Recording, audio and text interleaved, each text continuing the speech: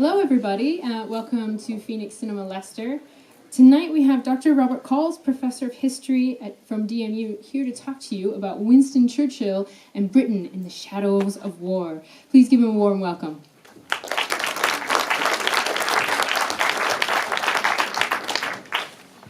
Thank you.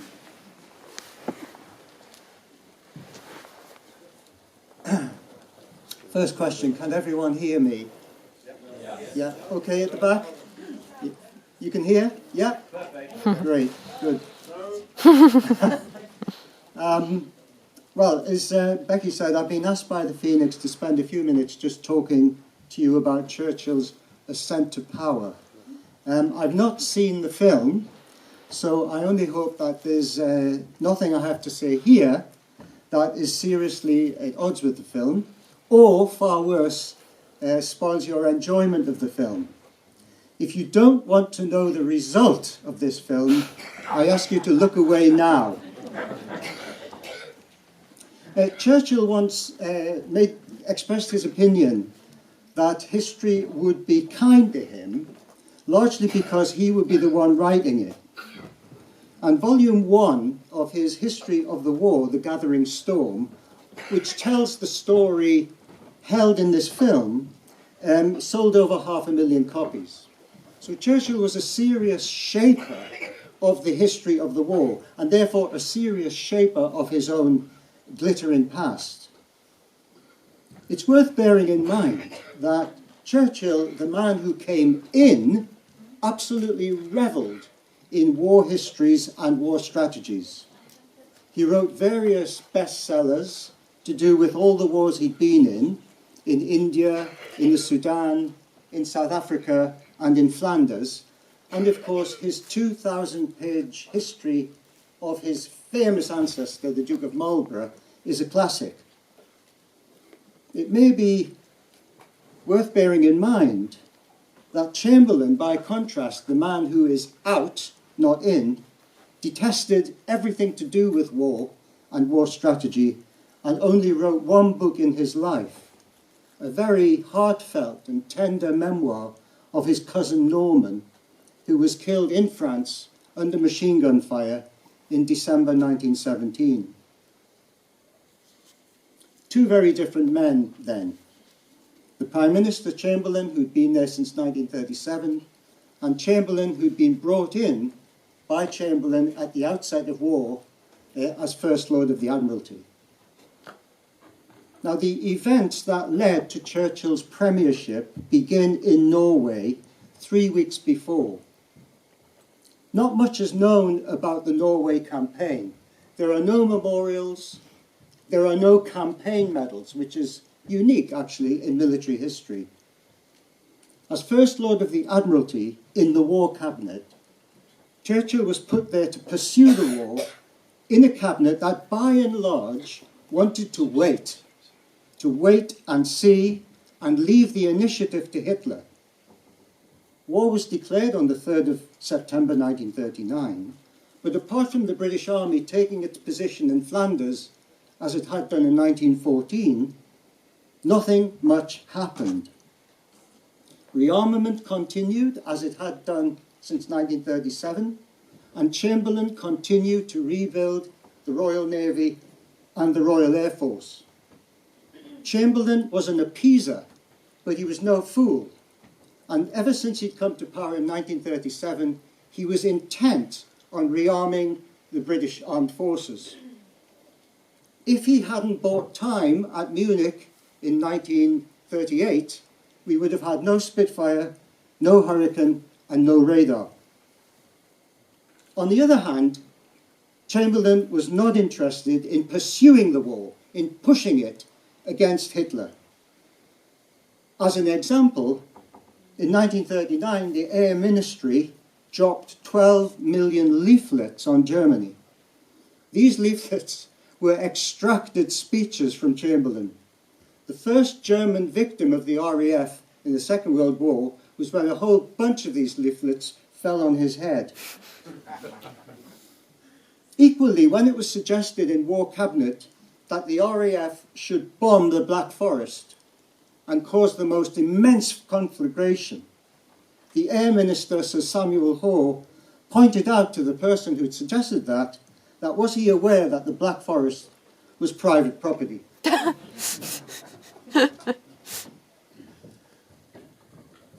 So Churchill wanted to get aggressive, and he wanted to get aggressive in Norway.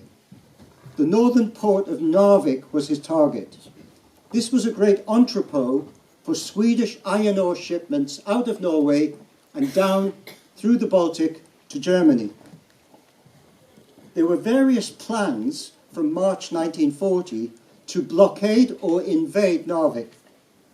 There were also plans to invade Norway and help the Finns, who were at that time fighting with the Soviets.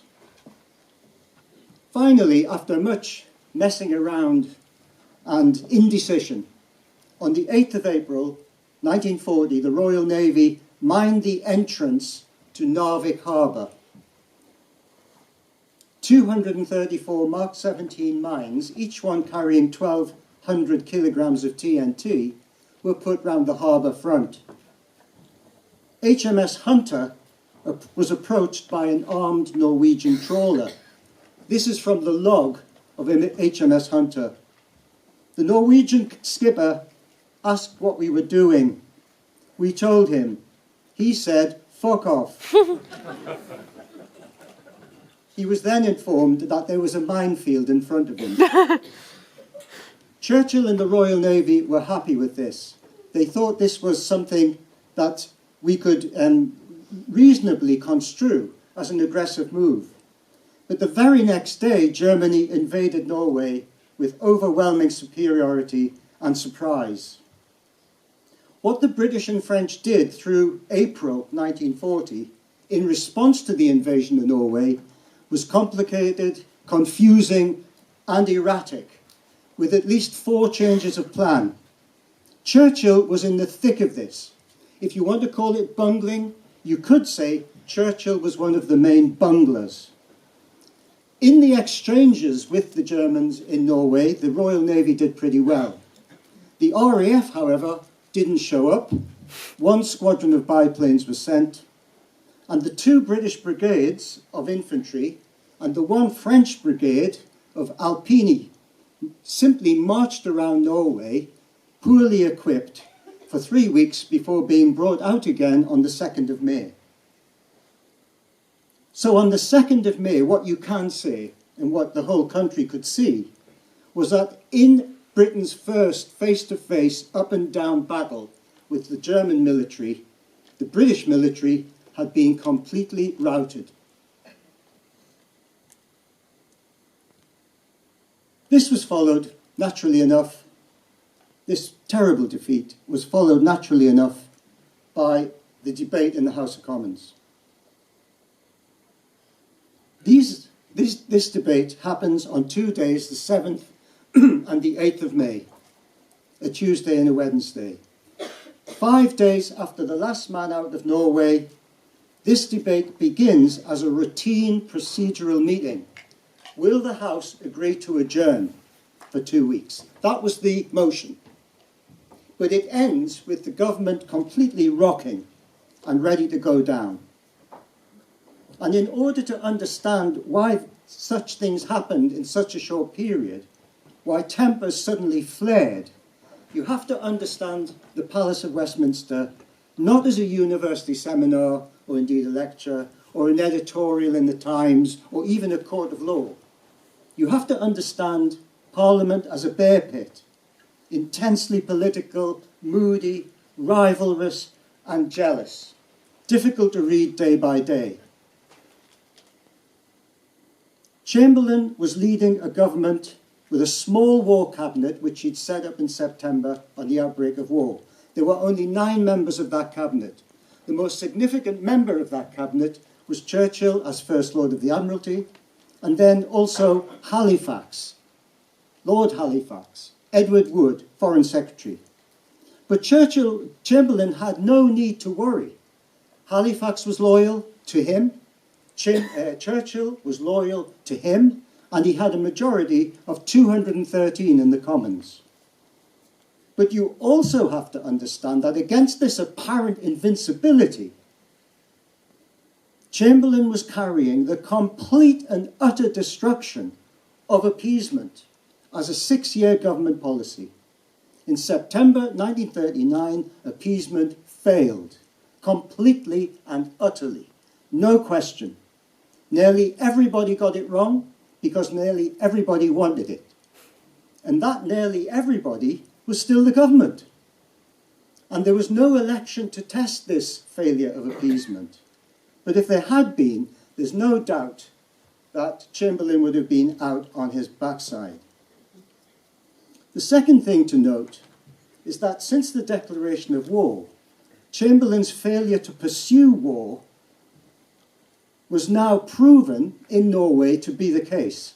That he didn't want to pursue anything, and the result of that was a complete hiding at the hands of the Germans. The British were in on 9th of April, and they were thrown out lock, stock and barrel on the 2nd of May. Chamberlain was first to speak in the debate on the Commons. His argument was there were no large forces involved. There were no heavy losses, by which he meant 4,000 men. We had some wins, we sank some destroyers, and most of our troops were got out safe. This was not a convincing defence of an utter rout. It's like saying the Germans have invaded Aberdeen. The army then conducted a brilliant withdrawal from the Highlands. And anyway, Aberdeen's not very important anyway. Chamberlain's attempt to lower the temperature by saying this was a small sideshow then took a 2-day battering. Attlee, the Labour leader, spoke. Sinclair, the Liberal leader, spoke.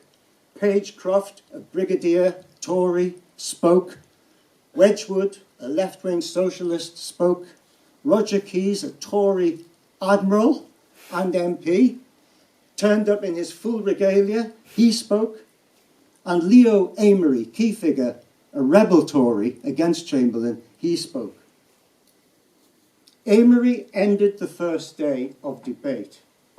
His argument was that the British were fighting for their life. We can't go on like this, he said. And here is some part of his speech. Amery continued, I have quoted certain words of Oliver Cromwell. I will quote certain other words. I do it with great reluctance because I am speaking here of old friends and associates, but they are words which I think are applicable to the present situation. This is what Cromwell said to the Long Parliament when he thought it was no longer fit to conduct the affairs of the nation. You have sat here too long for any good you have been doing. Depart, I say, and let us have done with you. This ended the first day. On the next day, Wednesday the 8th of May, Labour still hadn't decided whether to call for a division, that is, a vote. Attlee was calculating numbers. But on the morning of the next day, Wednesday the 8th of May, he met a man called Captain Lindsay, who had actually been in Norway and turned up at Transport House, Labour Party HQ, in full uniform. Lindsay told him how pathetic the British intervention in Norway had been, and he convinced Attlee, face to face, that Attlee would have to do something about this and call for a vote of no confidence in the government. Herbert Morrison, was the man chosen to do it. And that day in Parliament, Morrison looked Chamberlain in the eye. This is what he said. Morrison's vituperation grew as he approached that section of his speech which he'd based on Lindsay's information. One after another, he repeated Lindsay's complaints with all the vigour I could muster, no holds barred. Was it the case that AA guns were sent without predictors and a week late? Was it the case that other guns were sent without ammunition? Was it the case that machine guns were sent without barrels? Was there any proper liaison between ports occupied by the army? Was it the fact that the military force was not supplied with snowshoes, so that the troops were stuck on roads and were bombed there for days? After this speech, Attlee called for a division. Parliament then voted. Chamberlain lost his majority by great swathes. His majority went from 213 to 81. He no longer commanded the confidence of the House. He knew at this point that a new Prime Minister was necessary. But who would it be? It couldn't be a Liberal because they were so small. It couldn't be Labour because they had no majority. It had to be a Tory. But which Tory? Maybe Chamberlain could cling on. He never stopped believing that. Failing that, maybe Lord Halifax, the Foreign Secretary. Failing that, only Winston. Now, Winston was popular in the country, but he had every reason to be, because he had opposed the government policy of appeasement since it began in 1933. And of the Munich Agreement, which was welcomed by most people in this country, it was Churchill who said it was the first sip of a bitter cup. Everybody knew that Churchill might be a bastard, but he was our bastard. And in a time of war, he would be the man to lead the country.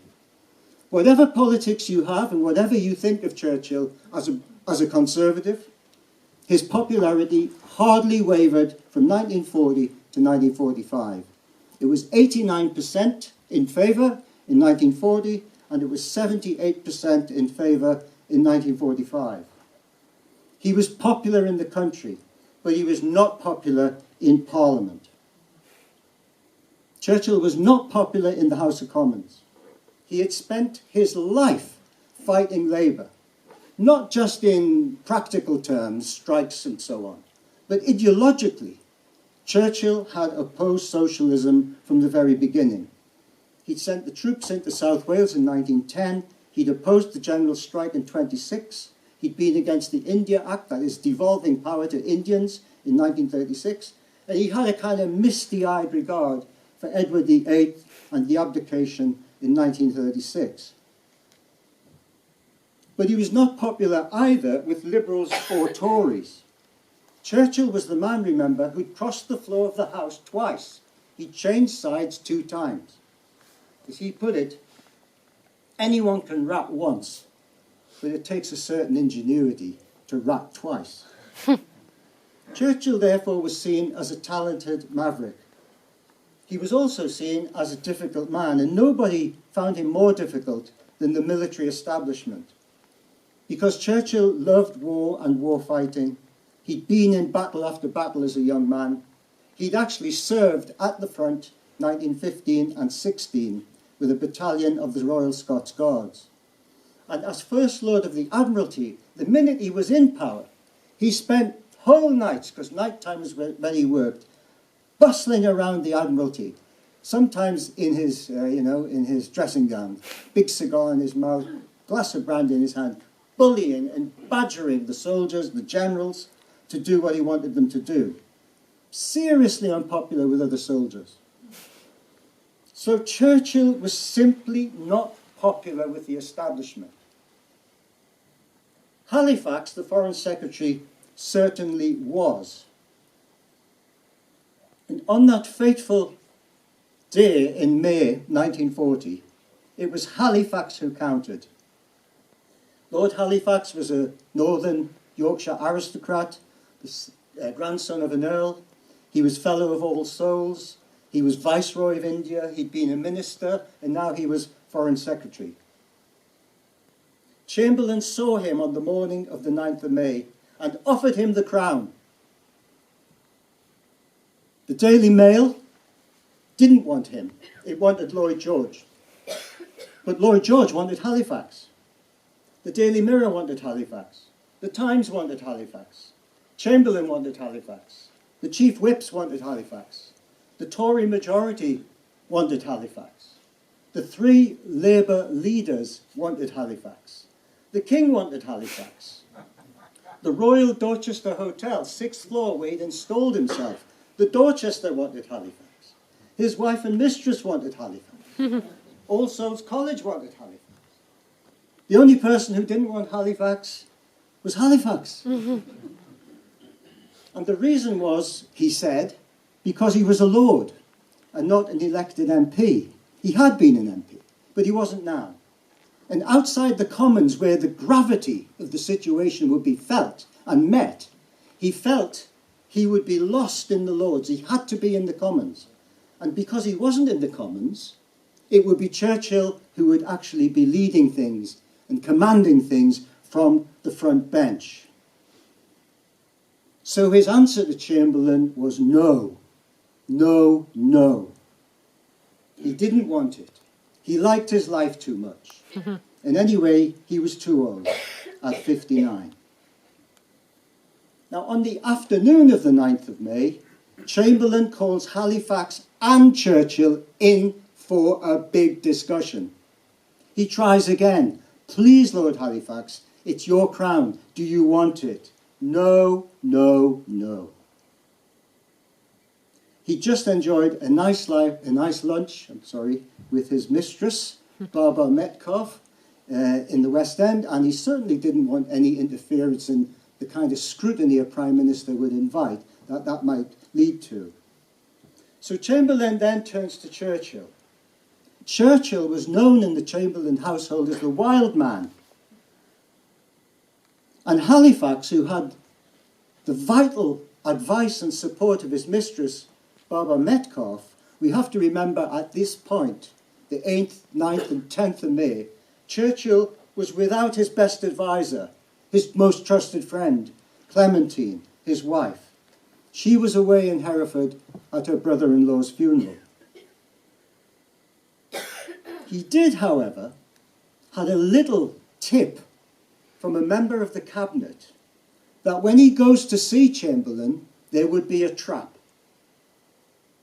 And his best friend, the Irishman Brendan Bracken, had warned him that if this trap was sprung, he had to just be silent and say nothing. Sure enough, the trap came on the afternoon of the 9th of May. Chamberlain asked Churchill, could he see any possible reason why a peer couldn't be Prime Minister? Now, if Churchill said yes to that, then he would be seen as making his own case for Prime Minister, and he would be seen as disloyal to Chamberlain, the Prime Minister. And all through this campaign, he'd been entirely loyal. So he couldn't say yes. But if he said no, no problem with Halifax being Prime Minister, it's perfectly normal for a peer to be Prime Minister, then all Chamberlain had to do was swing round to Halifax and say, well, there we have it, Edward. The job seems to be yours. In the event, Churchill stayed silent. We're not sure for how long. Some historians say 1 minute, some say 2. But it's absolutely the case that his not answering meant it had to be him. Chamberlain drew his own conclusions. There was only one question to ask now.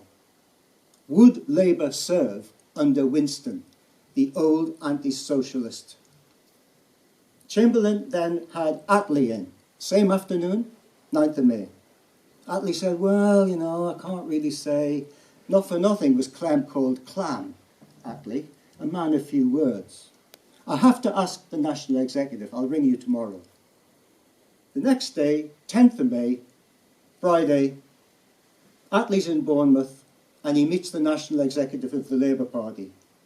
At 4:45 p.m. he rings Chamberlain with 2 answers to 2 questions. A typed message is then slipped along the green baize desk of the War Cabinet at 5 p.m. to the Prime Minister. The answers to Chamberlain's 2 questions are, question 1, is the Labour Party prepared to serve under Chamberlain? Answer, no. Question 2, Is the Labour Party prepared to serve under someone else? Answer, yes. It had to be Winston. Chamberlain immediately then went to see the King at 5 o'clock, and Churchill followed him and was Prime Minister by 6 o'clock. Britain had a new leader. That very same day, 136 German divisions crashed into Belgium and the Netherlands on their way to France.